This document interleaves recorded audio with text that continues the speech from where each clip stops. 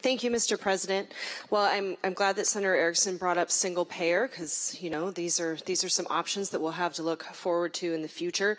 But right now what we have is a whole lot of people in this missing middle area.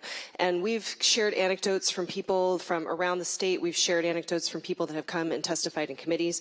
But I'd like to give my personal story. I am one of those working class people who has been unable for most of my adult life to be able to balance the needs of being able to pay for quality health care or be able to participate in the upward mobility of the economy.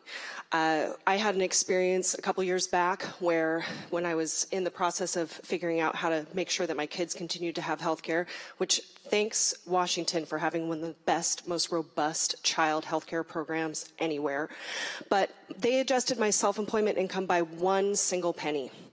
1 penny, and I mean that literally, and it was the difference between my kids qualifying for Apple Health or not. And there are a lot of people like me who have to make that decision about paying for health insurance premiums or being able to have any kind of discretionary income to participate in the economy. And I shouldn't need to remind this good body that we are a sales tax state.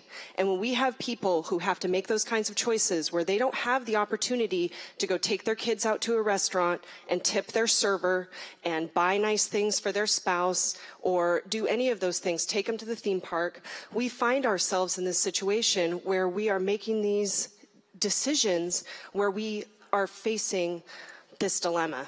And, you know, if something would have happened to my kids and they were and I was uninsured or something would have happened to me, we would have been facing the really sad reality of bankruptcy or losing our home.